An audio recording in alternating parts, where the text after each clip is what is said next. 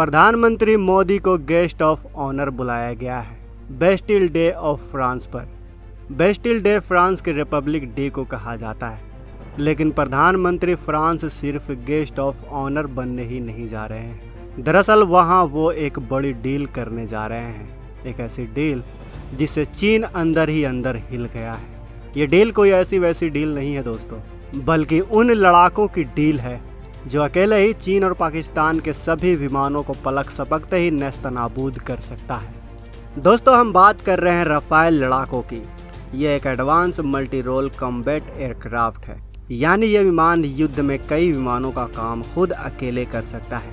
चाहे आप इसका इस्तेमाल सर्विलांस के लिए करें, चाहे दुश्मन पर बम बरसाने के लिए, चाहे डॉग फाइट के लिए, या फिर थल सेना को एयर सपोर्ट देने के लिए। यह विमान इलेक्ट्रॉनिक वॉरफेयर भी कर सकता है और साथ ही सुप्रेशन ऑफ एयर डिफेंस की भूमिका भी निभा सकता है। अब आपके मन में सवाल आ रहा होगा कि आखिर यह सुप्रेशन ऑफ एयर डिफेंस क्या होता है। तो आपको बता दें कि सुप्रेशन ऑफ एयर डिफेंस में विमानों का दुश्मन की सीमा में घुसकर उसके एयर डिफेंस सिस्टम को ख़त्म करना होता है, और इस चीज़ में रफाल को महारत हासिल है। लेकिन रफाल से चीन इतना डरता क्यों है? वैसे तो वो अपने आप को अमेरिका से भी ताकतवर कहता है। वो कहता है कि उसकी सेना इतनी बड़ी है कि वो अमेरिका से अकेले ही लड़ सकता है, उसकी नौसेना सबसे बड़ी है। तो आखिर रफाल से वो इतना ज़्यादा क्यों घबराता है, जबकि चीन के पास तो उसका खुद का 5वीं पीढ़ी का विमान है जिसे F-22 रैप्टर की कॉपी कहा जाता है। तो दोस्तों भले ही रफाल विमान 4.5 जनरेशन का माना जाता है, लेकिन 4.5 जनरेशन का होने के बावजूद इसमें J-20 से कहीं ज़्यादा सुपीरियर कैपेबिलिटी है। बात करें रफाल की ताकत और काबिलियत की, तो इसकी सर्विस सीलिंग 50,000 फीट की है, यानी 50,000 फीट की ऊंचाई पर यह आसानी से उड़ सकती है। इसकी गति 1.8 मैक यानी 1912 किलोमीटर प्रति घंटा है। इसमें पावरफुल ट्विन इंजन लगे हुए हैं, साथ ही इसकी कैपेबिलिटी काफ़ी बेहतरीन है। इसके अंदर स्पेक्ट्रा नाम का सूट लगा हुआ है। स्पेक्ट्रा की मदद से यह इलेक्ट्रॉनिक वॉरफेयर के लिए हमेशा तैयार रहता है। यह दूसरे विमानों के सिग्नल को जैम कर सकता है और अपने आप को बिल्कुल इनविजिबल बना सकता है। अब बात करें कि इसमें कौन कौन सी मिसाइल लग सकती हैं, तो इसमें मेटियोर मिसाइल जो जेट्स, छोटे विमान, UAV और क्रूज मिसाइल को हवा में ही ख़त्म कर सकती है। इसके अलावा इसमें स्कैल्प EG क्रूज मिसाइल जिसे हवा से ज़मीन में 300 किलोमीटर दूर तक के टारगेट पर दागा जा सकता है। इसके बाद इसमें हैमर मिसाइल भी लगाई जा सकती है। यह ऐसी मिसाइल है जो हवा में अपना रास्ता खुद ब खुद बदल सकती है। यह मीडियम रेंज की मिसाइल है जिसका इस्तेमाल भारतीय वायुसेना अपने इंडो चाइना बॉर्डर पर करती है। इसके अलावा इसमें ट्विन गन पोर्ट्स भी लगे हुए हैं। 30 mm के इसमें रिवॉल्वर कैनन 1 मिनट में 2500 राउंड भी फायर कर सकते हैं। इसमें long range scalp cruise missile भी लगाई जा सकती है। इसके अलावा इसमें AM-39 Exocet subsonic anti ship missile भी लगी हुई है जो दुश्मन की नौसेना के जहाज़ों को नेस्तनाबूद कर सकती है। इतना ही नहीं, रफाल से न्यूक्लियर मिसाइल भी लॉन्च किया जा सकता है।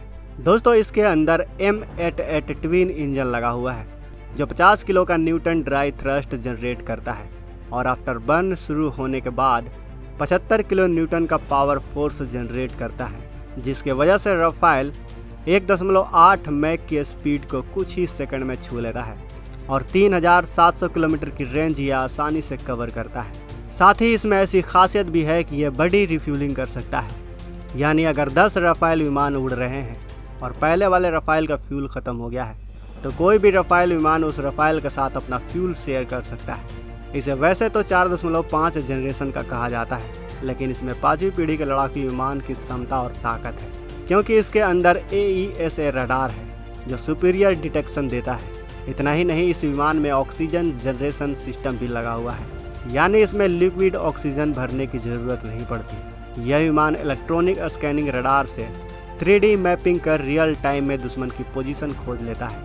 आपको बता दें कि दूर से ही यह infrared threat, electromagnetic threat, laser threat जैसे भविष्य के हथियारों को भी डिटेक्ट करके उन्हें रोकने की क्षमता रखता है। रफाल विमान में सबसे बड़ी चीज़ है इसके अंदर लगा radar warning system, laser warning system और मिसाइल वार्निंग रिसीवर। किसी भी तरह से किसी भी तरह का हमला रफ़ाल के ऊपर होता है तो इसमें लगे वार्निंग सिस्टम ऑटोमेटिक एक्टिवेट हो जाते हैं और रफ़ाल को सुरक्षित कर देते हैं। रफ़ाल के अंदर फेज्ड एरे रडार जैमर भी लगा हुआ है जिससे दुश्मन के किसी भी चीज़ को जैम किया जा सकता है। साथ ही इसमें डिकॉय डिस्पेंसर भी लगाया गया है जिसकी मदद से रफ़ाल दुश्मन के विमानों, रडार और मिसाइल को आसानी से चकमा दे सकता है। इसके अलावा ये रफ़ाल विमान ग्राउंड और अपने साथ उड़ने वाले सभी विमानों के साथ कनेक्टेड हो सकता है। फ्रांस और भारत के बीच जो रफ़ाल विमानों की डील होगी वो होगी रफ़ाल एम की।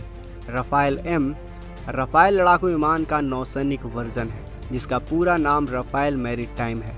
दरअसल इस लड़ाकू विमान के 3 मेन वेरिएंट हैं।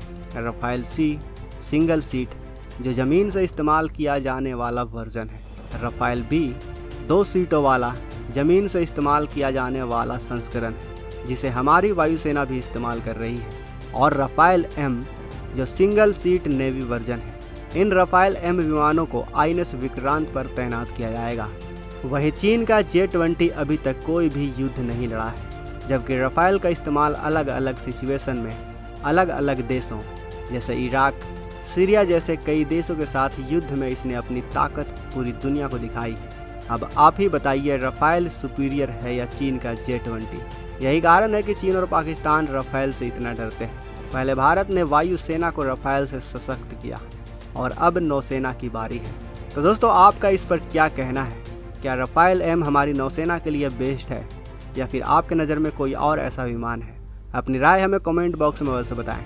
साथ ही वीडियो अच्छी लगी हो तो वीडियो को लाइक करें, अपने दोस्तों के साथ शेयर करें और अगर आपने अभी तक इस चैनल को सब्सक्राइब नहीं किया है तो इस चैनल को भी सब्सक्राइब कर लें।